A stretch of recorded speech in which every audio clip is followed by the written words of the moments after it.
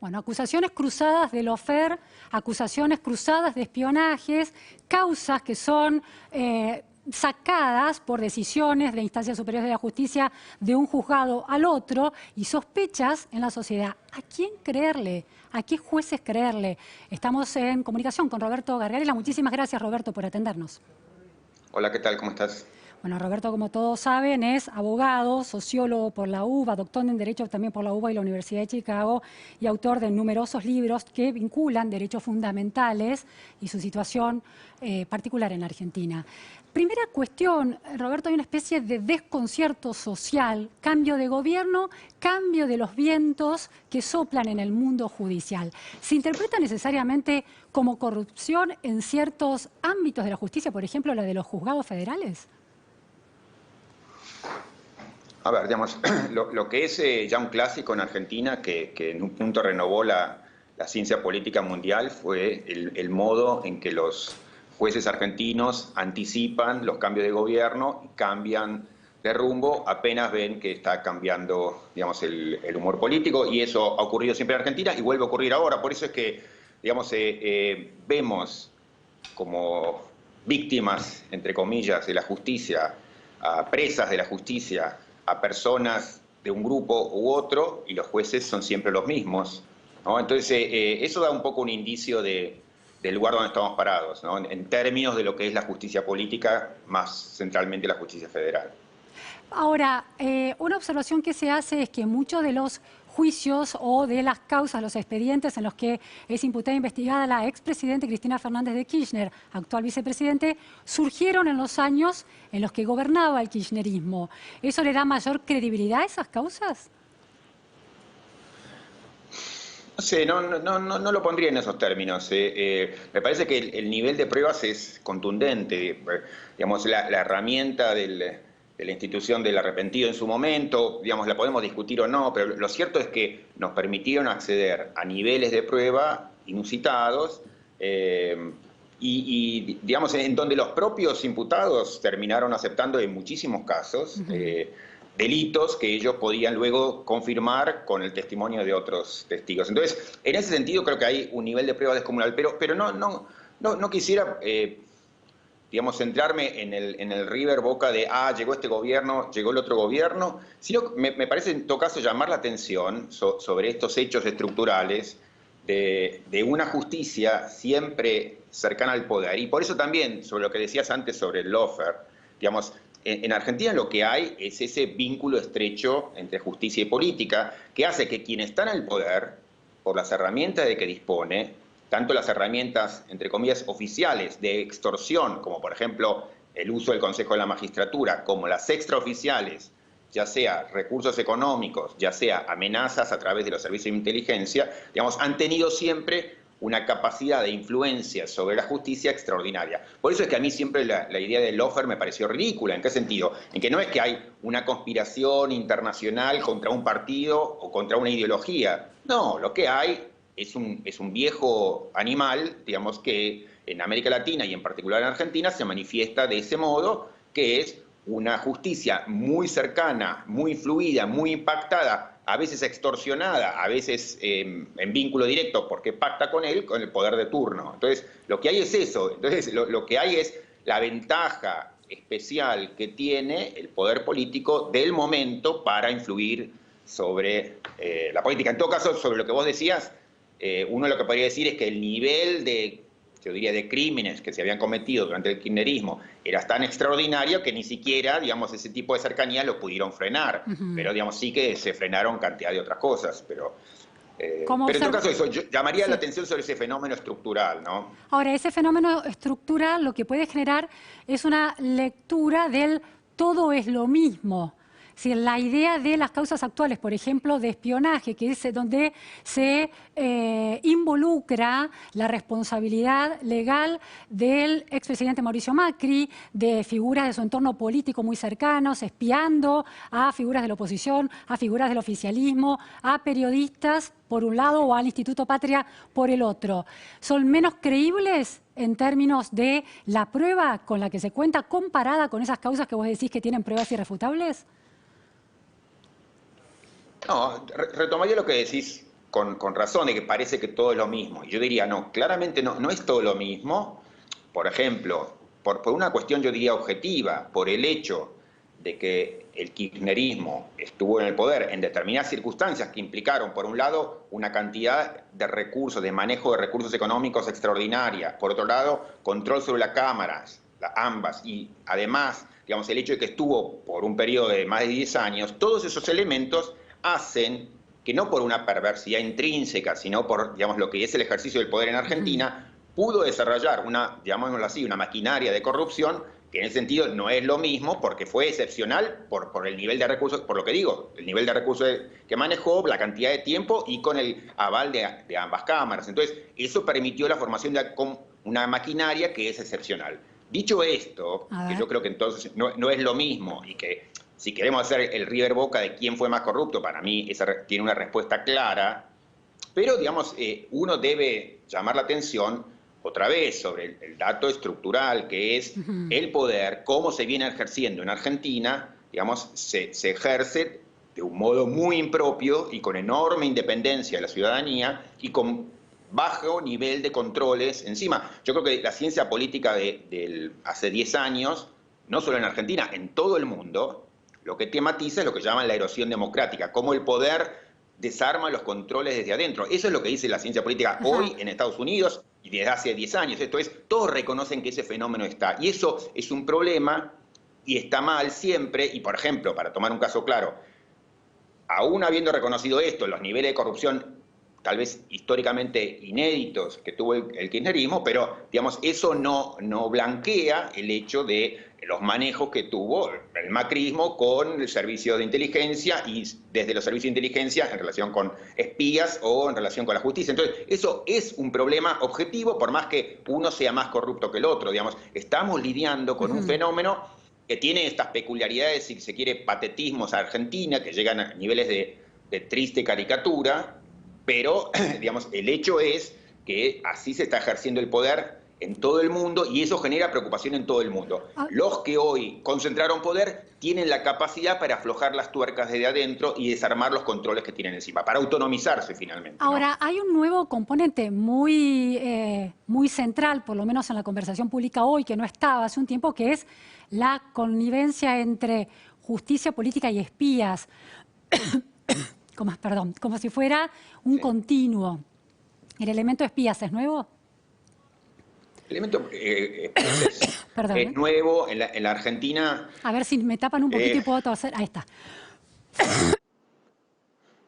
En la Argentina tuvo repercusiones, digamos, notables. Yo creo que desde fines de la época del menemismo, Kirchner por esas cosas, por cómo había ejercido el poder en Santa Cruz, digamos, por distintas razones. Digamos, los servicios de inteligencia estuvieron siempre con mucha presencia. En la época de Alfonsín, digamos, se denunciaba que había en los servicios de inteligencia miembros de la vieja dictadura y entonces que allí había manejos que eran irregulares. Eso estuvo siempre, pero creo que adquirió una dimensión, digamos, exponencial. Me parece que en el kirchnerismo, por la modalidad que tenía Néstor Kirchner de ejercer el poder, y otra vez digo, con independencia de los juicios que tengamos a favor o en contra de Kirchner, me parece que eso es un dato objetivo. Sí. Así él ejercía el poder, digamos, Estiuso, y digamos, sí, era una de las patas con la que ejercía el poder.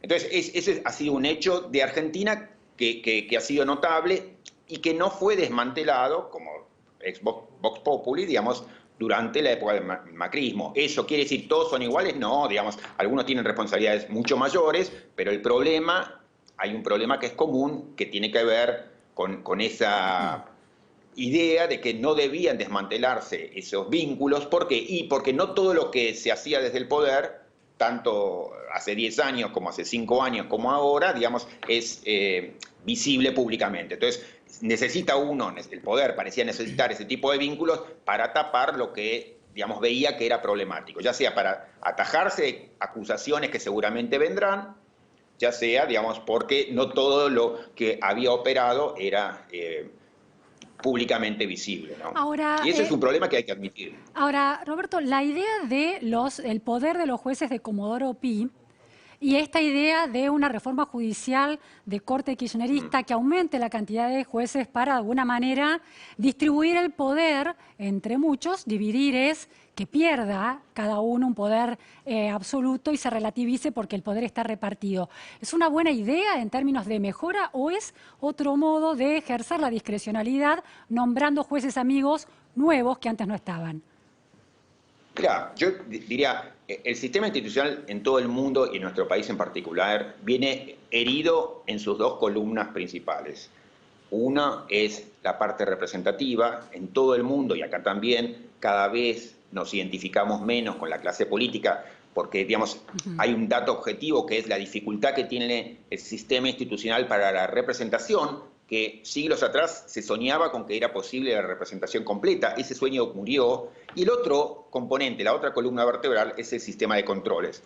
También, digamos, se apostó hace 200 años por un sistema de controles interno, y mucho menos un control popular externo, y eso es lo que fue haciendo el déficit de representación y el déficit de sistema de controles, que quienes están en el poder se autonomicen. Y entonces, en ese sentido, digamos, que a mí me digan, creamos una nueva comisión, creamos un nuevo juzgado, en un punto me da risa, si es que no me diera tristeza primero, una enorme tristeza, porque es, sí, más de lo mismo y no es esperable. Yo creo que en la medida en que no se tiendan puentes entre el modo en que se ejerce el poder y lo que está afuera, la ciudadanía, lo que hay es estos servicios mutuos, ¿no? Entonces hay venganzas para cambiar de coaliciones de cómo se reparten los privilegios, sí.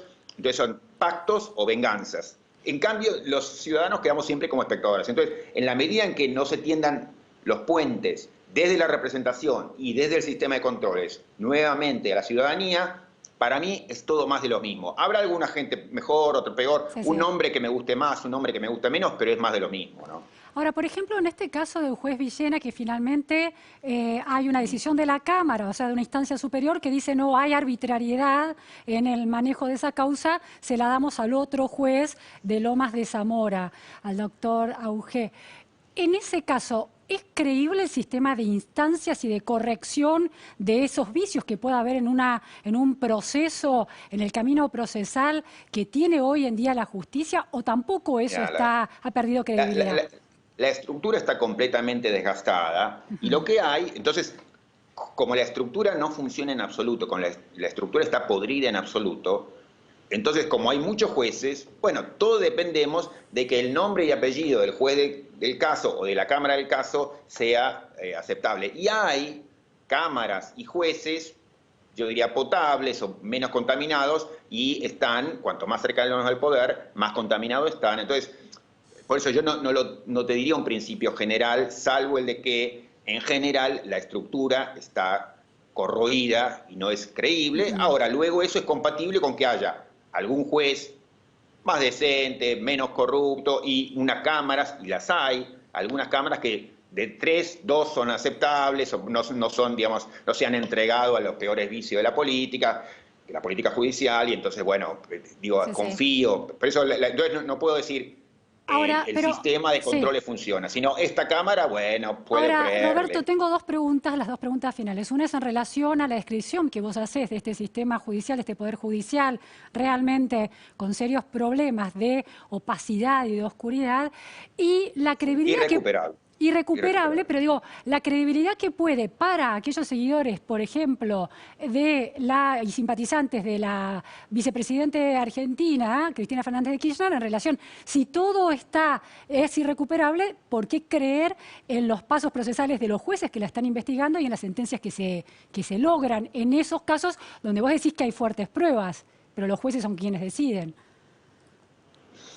Mira, digamos, la credibilidad, digamos, tiene que ver con que, digamos, aun cuando todo lo que se maneja en general merece estar bajo un severísimo cuestionamiento, cuanto la causa es más pública, bueno, ahí aparece otro elemento que para el manejo habitual, que es en oscuro y en secreto, digamos, cuando está todo por debajo del radar, claro, ahí es lo que no queremos, digamos, no queremos saber lo que pasa ahí adentro. Todo lo que pasa es el horror.